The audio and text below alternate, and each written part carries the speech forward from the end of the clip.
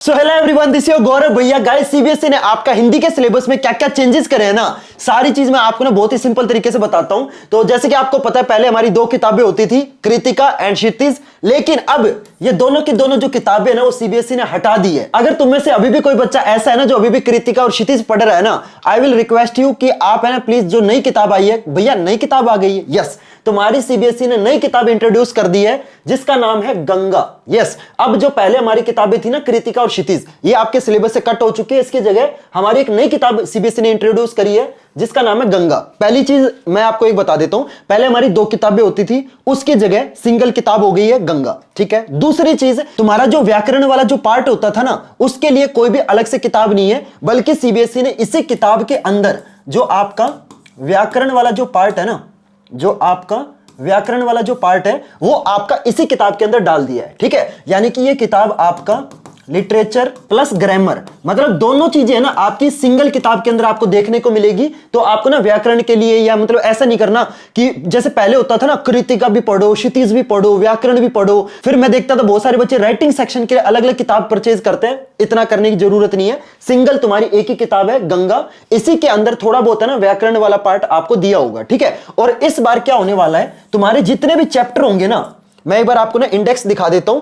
थोड़ा सा हो सकता है आपको ब्लर दिख रहा हो, टेंशन मत लो, मैं तुम्हें ना सिंपल तरीके से बता देता हूं। तो तुम्हारे टोटल कितने चैप्टर होने वाले हैं इस बार? आपके सिर्फ और सिर्फ 8 चैप्टर होंगे। पहले क्या होता था कि कृतिका के चैप्टर अलग है, क्षितिज के चैप्टर अलग है, तो टोटल बहुत सारे चैप्टर हो जाते थे। लेकिन अब ना सीबीएसई ने सिर्फ और सिर्फ आपके 8 चैप्टर कर दिए। ठीक है। तो आपको ना दो दो किताबें नहीं पढ़नी, सिर्फ आपको ये 8 चैप्टर पढ़ने हैं। ठीक है। पहले चैप्टर का नाम क्या है? दो बैलों की कथा, जो कि प्रेमचंद जी ने लिखी है। क्या लिखूं, ये जो चैप्टर है ना, इसी से आपको ना निबंध लेखन जो होगा ना, जो आपका राइटिंग सेक्शन का पार्ट होता है, वो आपको इसी चैप्टर से सिखाया जाएगा। ठीक है। मतलब इसी किताब के थ्रू आपको राइटिंग सेक्शन, इसी किताब के थ्रू आपका जो व्याकरण वाला जो पार्ट है ना, वो भी आपको इन्हीं चैप्टर के थ्रू पढ़ाया जाएगा। तो ऐसा नहीं होगा कि आपको व्याकरण के लिए अलग किताब लेनी पड़ रही है, राइटिंग सेक्शन के लिए अलग लेनी पड़ रही है, ऐसा कुछ नहीं है। इन्हीं चैप्टर के थ्रू आपको लिटरेचर, व्याकरण एंड साथ में आपका जो राइटिंग सेक्शन, तीनों चीजें आपको चैप्टर के थ्रू ही पढ़ाई जाएंगी।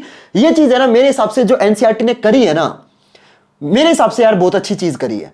एक तो बच्चों का देखो जो लोड है वो कम हो गया। दूसरा क्या हुआ कि पहले बच्चे ना रटने पे ज्यादा फोकस करते थे, लेकिन अब है ना बच्चे समझेंगे कि तुम एक चैप्टर से व्याकरण भी समझ सकते हो, उसी चैप्टर से तुम राइटिंग सेक्शन भी समझ सकते हो, और उसी चैप्टर से जो उसकी कहानी होगी, जो भी उसका क्रक्स होगा, वो भी आप समझ के अपने जो लिटरेचर वाले जो क्वेश्चन है उनको भी कर सकते हो। समझ रहे हो, ये बहुत अच्छी चीज करी है। तीसरा चैप्टर है आपका संवादहीन, जो कि शेखर जोशी जी ने लिखा है।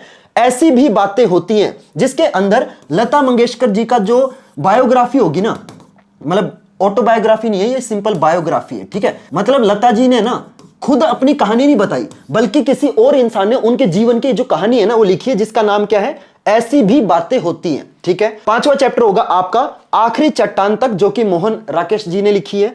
छठा होगा आपका रीढ़ की हड्डी, जो कि वन ऑफ द, मैंने पर्सनली भी ये चैप्टर पढ़ा हुआ है। भैया किताब तो नहीं आई है, आपने कैसे पढ़ लिया? अरे मेरे को ना थोड़ा सा किताबों का शौक है, तो एक मैंने ना लिटरेचर की, एक वैसे ही साहित्य की एक किताब खरीदी थी, उसके अंदर था ये चैप्टर रीढ़ की हड्डी, तो काफी प्यारा चैप्टर है। ठीक है।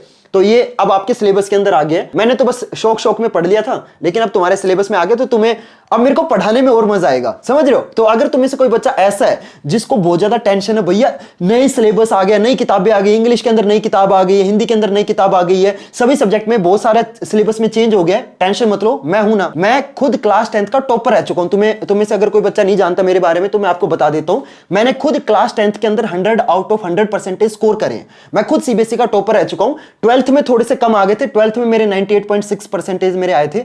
भैया 98.6 कम होते हैं यार। मैंने जो तैयारी करी थी ना वो 100% के हिसाब से करी थी, तो 1.4% मेरे कट हो गए थे। लेकिन टेंशन मत लो, इस चैनल के ऊपर मैं आपको ना कंप्लीटली फ्री में तुम्हारे जितने भी सब्जेक्ट है ना, चाहे math, science, SST, English, Hindi, जितने भी तुम्हारे सब्जेक्ट हैं, सभी सब्जेक्ट के जो वन शॉट लेक्चर है ना, वो मैं कल से अपलोड करने वाला हूं। तो आपको कुछ नहीं करना, चैनल को सब्सक्राइब करना है, ताकि जैसे ही मैं वन शॉट लेक्चर आपको प्रोवाइड करूं ना, तो आपको पता चल जाए। ठीक है। तो सभी बच्चों को पहले तो प्रॉमिस करना है, यस भैया इस बार हम अपना पूरा 100% देंगे। देखो यार, ये तुम्हारे पास ना बहुत अच्छा मौका है। समझ रहे हो? अब मेरे को पता है प्रीवियस ईयर क्वेश्चन तुम्हें नहीं मिलेंगे, क्यों? क्योंकि सिलेबस ही नया है, तो प्रीवियस ईयर क्वेश्चन मिलेंगे कहां से? टेंशन मत लो, मैं आपको ना जितने भी आपके इंपॉर्टेंट क्वेश्चन होंगे, एनसीईआरटी सॉल्यूशन होंगे, वन शॉट लेक्चर होगा, नोट्स होंगे, सब कुछ मैं आपको इस चैनल पे करवाने वाला हूं। ठीक है। तो अगला चैप्टर है तुम्हारा मैं और मेरा देश, जो कि कन्हैया लाल जी ने लिखी है। और आखिरी 8वां चैप्टर है जो कि किसी राइटर ने नहीं लिखा बल्कि वो आपका एनसीईआरटी ने खुद से लिखा है, ठीक है, जिसका नाम है निर्मलजीत सिंह से, ठीक है। तो ये आपके टोटल 8 चैप्टर होने वाले हैं। इसके बाद तुम्हारी टोटल 6 पोएम भी होंगी। पहली पोएम होगी तुम्हारी रैदास के पद, जो कि रैदास जी ने लिखी है। इसमें मतलब जैसे कबीर के दोहे होते हैं ना, उसी टाइप की ये पोएम है, ठीक है। इसमें मतलब तुम्हारे जो पद होंगे ना वो तुम्हें पढ़ने को मिलेंगे। दूसरी पोएम है तुम्हारी राम परशुराम लक्ष्मण संवाद। ये बहुत ही अच्छा चैप्टर है। इसके अंदर है ना बेसिकली तुम्हें ना बातचीत सीखोगे। जैसे संवाद क्या होता है, ये कोई एक नॉर्मल चैप्टर नहीं होता। जो संवाद होता है ना वो नॉर्मल चैप्टर नहीं होता। उसमें ना मतलब तुम्हें ना पूरा याद रखना पड़ता है कि लक्ष्मण जी ने क्या बोला था, परशुराम जी ने क्या बोला था, लक्ष्मण जी और राम जी के बीच में जो बात हुई थी वो क्या बात हुई थी, समझ रहे हो। वो जो संवाद का मतलब क्या होता है भैया, संवाद का बहुत सिंपल सा मतलब होता है कम्युनिकेशन। जैसे हम व्हाट्सएप पे बात करते हैं ना, तो उसी तरीके से जो उन दोनों के बीच में क्या क्या बातचीत हुई थी ना, वो आपको इस चैप्टर में देखने को मिलेगा, ठीक है। अगला चैप्टर आपका भारती जय विजय करे। यस, ये भी बहुत प्यारा चैप्टर है। ये मैंने ना वैसे मतलब डिटेल के अंदर नहीं पढ़ा, लेकिन एक मेरे ना फ्रेंड ने बताया था कि ये चैप्टर काफी इजी चैप्टर है, ठीक है। इसमें जो सूर्यकांत त्रिपाठी निराला जी की one of the most famous poem है ये।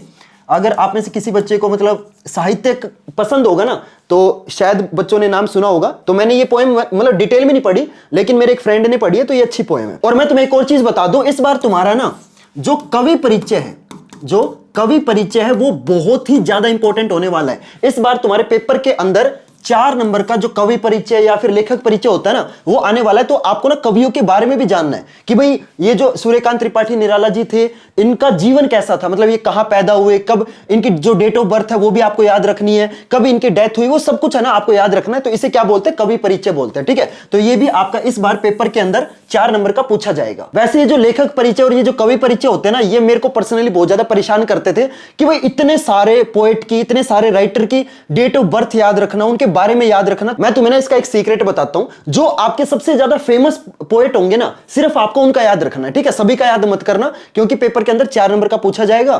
तो अगर आप सबका याद रखोगे ना, तो कई बार मेरे से भी ये चीज हो गई थी।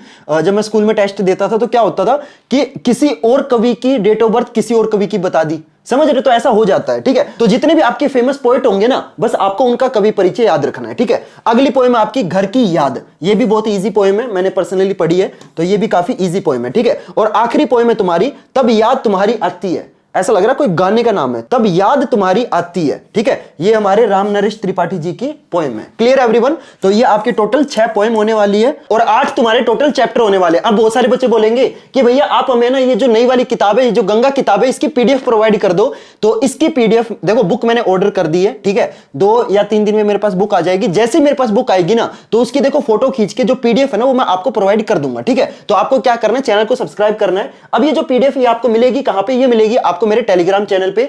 आप देख सकते हो टेलीग्राम चैनल पे जितने भी आपके स्टडी मटेरियल है ना, वो मैं बच्चों को प्रोवाइड करता रहता हूं। तुम्हारा जो इस साल का जो लेटेस्ट सिलेबस था ना, वो भी मैंने बच्चों को यहां पे प्रोवाइड कर दिया है। तो टेलीग्राम चैनल का जो लिंक है वो मैंने आपको डिस्क्रिप्शन बॉक्स में दे रखा है, वहां से जाके आप टेलीग्राम चैनल को ज्वाइन कर सकते हो, ठीक है। और अगर आपको टेलीग्राम चैनल ना मिले ना, तो टेलीग्राम पे जाके सिंपल क्या सर्च करना, गौरव भैया क्लास 9th एंड 10th, तो आपको जो टेलीग्राम चैनल है वो मिल जाएगा। वैसे मैंने टेलीग्राम चैनल का जो लिंक है वो आपको डिस्क्रिप्शन बॉक्स में दे रखा है, ठीक है। तो जैसे ही मेरे को पीडीएफ मिलेगी ना, सबसे पहले मैं आपको अपने टेलीग्राम चैनल पे प्रोवाइड कर दूंगा, ठीक है। तो प्लीज टेलीग्राम चैनल को ज्वाइन करना और इस वीडियो को यार ज्यादा से ज्यादा शेयर करना, ताकि ज्यादा से ज्यादा बच्चों को पता चले कि भाई ये दोनों की दोनों किताबें आपके सिलेबस से कट हो चुकी है, ठीक है। तो प्लीज इस वीडियो को अपने फ्रेंड्स और क्लासमेट के साथ जरूर शेयर करना, ताकि ज्यादा से ज्यादा बच्चों को इनके बारे में पता चले और इस वीडियो से ना ज्यादा से ज्यादा बच्चों का फायदा हो। और चैनल को जरूर सब्सक्राइब करना। तो चलो गाइस, मिलते हैं फिर अगली वीडियो में नए टॉपिक के साथ। तब तक के लिए goodbye and have a nice day.